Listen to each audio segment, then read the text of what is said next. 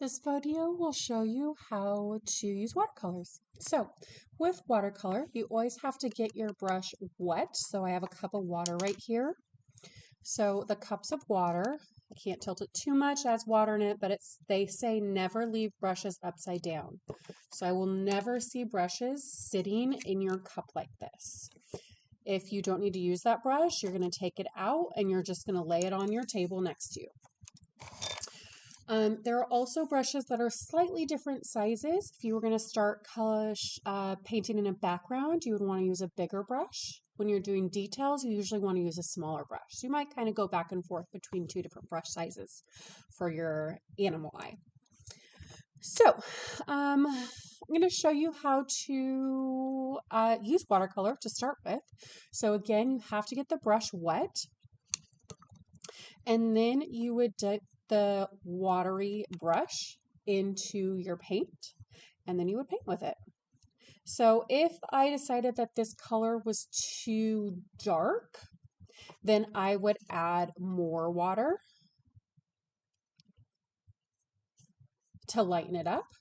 So you do have white watercolor in here, but I don't let you use it until the very end when you're adding details, because the way you're supposed to lighten watercolor is just by adding more water. On the flip side, maybe I decided this was too light and I actually want it darker. So in that case, I would dry my brush. You guys will be using a rag. I would get some of my paint another coat of it, and here you see it's definitely darker than it was there. If it's still not quite dark enough, I could do another coat. I could let this dry and then do another coat on top of it. But really important, these watercolors are a little bit weird. You can see they all look shiny right here, even though this is the only one I've actually added water to. So I'm going to touch this one, which I haven't touched yet. So you know what? I'll touch it with my finger. So my finger is sticking to it,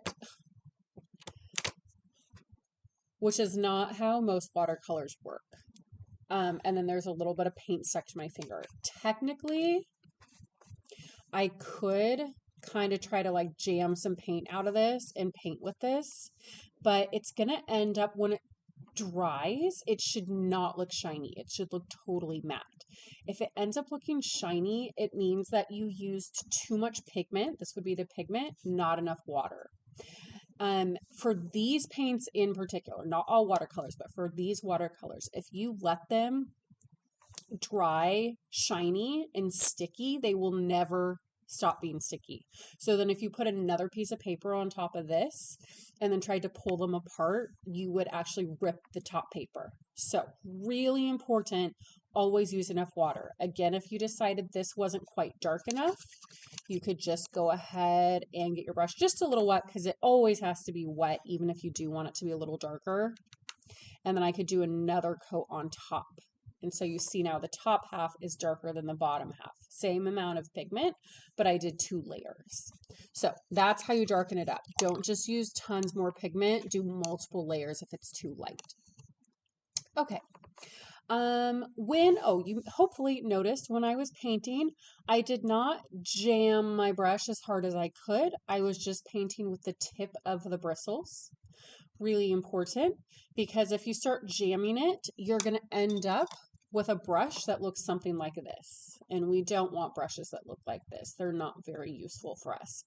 If you do accidentally, let's see if I can get it to smush a little bit. This one's being pretty good, but if you do, the bristles are a little bit pulling apart right here, you can just use your finger at the end, push them back together into a nice point, and now it's good to go. For the next time, it'll dry like this. So if it is starting to pull apart a little bit, just push it together and it'll dry the way you actually want it to look. At the very end of the period, when you're totally done, you will rinse your brush really well. You will take a rag and you'll wipe it down, and then you'll just go put it back on the cart where it belongs. And this cup of water you would dump in the sink. At any point, I know this looks really dark right now, it's just the lighting. When I actually look at it, like with my eyes, it looks like it's a pale orangey brown, so it's fine. But if your water is turning super dark and you feel like it's messing with your colors, no big deal. Just go dump it in the sink and refill it about halfway. Okay, so let's go over some different techniques that you can try. So, first up, when you're trying to paint a bigger area, always use a slightly bigger brush. We'll get some green here. And if you start to run out of paint and you're doing a big area, you can just get some more. You can see it's a little bit darker there. So I can just smooth it out until it's more even. And now I don't have a really dark and a really light area. However, you need to be really careful. If I really started rubbing at this a lot, the paper would actually start to like crumble. We don't want that to happen. So if you notice your paper is crumbling, immediately stop. Do not, if you just let it dry, it won't get any worse. But if you keep rubbing it with your brush, it absolutely will get worse. So again, if you notice any paper crumbling, immediately stop. You can let it dry and then you could add another coat on later when it's dry, and then that'll be okay. What else can we do? So this, of course, is still a little bit wet. How about I get a little bit of blue and put it here? Actually, you know what? That was a thin coat. That must have already started to dry. So see how I have my yellowy green, more of a turquoisey or teal color, and then a turquoise right here. So if you paint a dry color on top of, or sorry, a wet color on top of another dry color, you actually get this neat sheer effect, which can be cool if that's what you want. But to try to show you what I was showing you before, if I have some wet green or wet any color and put another wet color next to it, the colors will start to bleed together.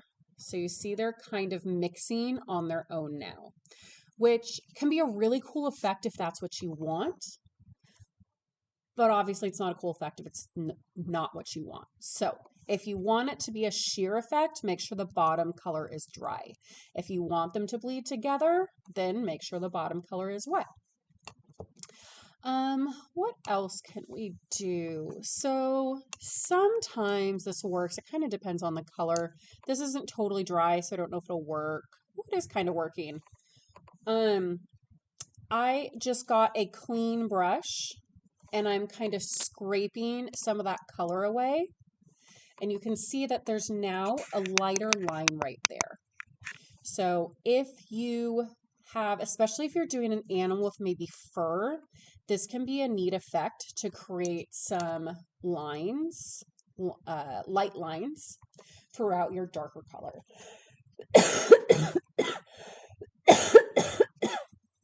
Again, mine's a little bit too wet. If it was a little bit more dry, it probably would be a more distinct effect.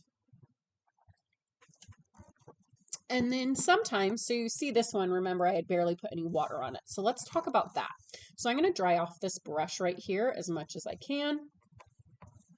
And now I'm going, actually I'll use the orange again since I know there's already some water in there.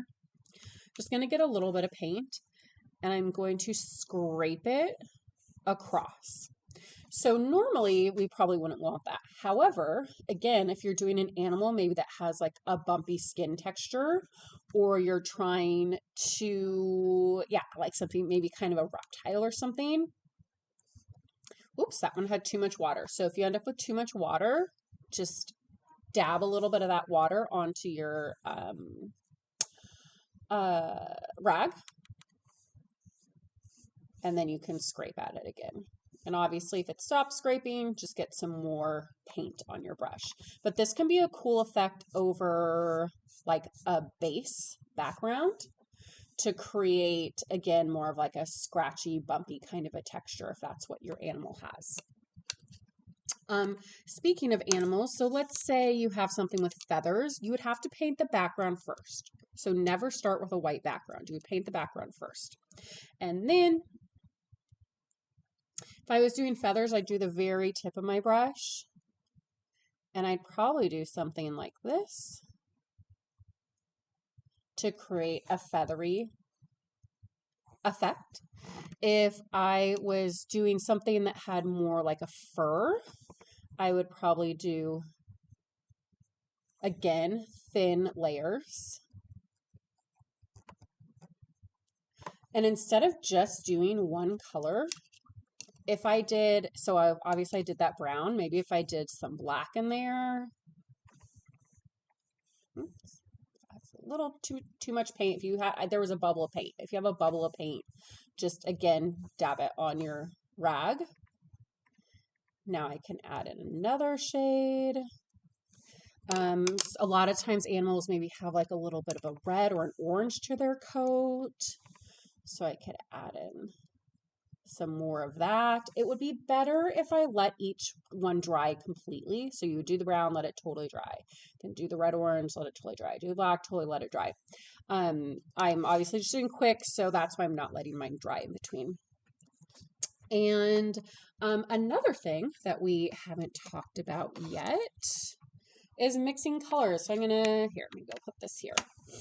So these colors need to stay pure. We don't want to get some random blue inside of our green, because then later when someone needs to use green and they're like, oh, that's the green I used yesterday, it's going to be messed up, and we don't want to mess that up for them. So if you need to mix colors, what you would do is, of course, get your brush wet. And I would get some green. I'd kind of try to get a lot of green. Okay, so I have my green there. Then I would wash my brush completely. I want to brush totally clean. And now let's say I want to mix some of this blue in. And now I can mix these two colors together. If I decide that wasn't enough blue, I would scrape off most of my paint as much as I can. Again, get it clean, get some more blue. Mix that in, and then I could test it to see if I am happy with that color. So this was the original green. This was the original, I don't know, teal or turquoise. And so that's the color that I had mixed. So if you want to mix colors, you absolutely can, but again, you'll mix them back here in the plastic. At the end of the period, please make sure you rinse this part off in the sink so that whoever is using it the next day, that it's clean and ready for them to mix if they want to. One more technique I'm going to show you. Sometimes you want your color in the background really light, and sometimes that's tricky to do. So you can actually paint with just clean water. So I'm just painting this with clean water so it looks like I'm not really doing anything. Now I'll try some purple and put my purple on top. One, you can see I can just kind of get it to bleed a little bit, but two, I can paint over it if I want it more smooth, and I can get that kind of light. I put kind of a lot of purple in there, so that's not super light, but you absolutely could get that lighter by just adding a tiny bit of purple. See, and now I can get that a lot lighter. So you have to paint the background. You're not allowed to leave the background like white, paper white. But say you needed like a super light tan, that would be a really good way to do it. Paint the whole background white first, and then you would add just a tiny bit of brown to really lighten that up. Because remember, white we can use for details. So like if I needed to add in some white over my feathers, let's see if this one's dry enough. Okay. Yeah, say I needed to add in some white feathers, I could now do that as a detail on top. But remember, I'm not actually using white to lighten my colors. I'm always using just more water to lighten my colors. And then, of course, I'll rinse my brushes, dry them, make sure they are nice and pointy again. And if I was totally done, I would go dump my water cup, leave it back on the cart. Yeah. That's how you use watercolor.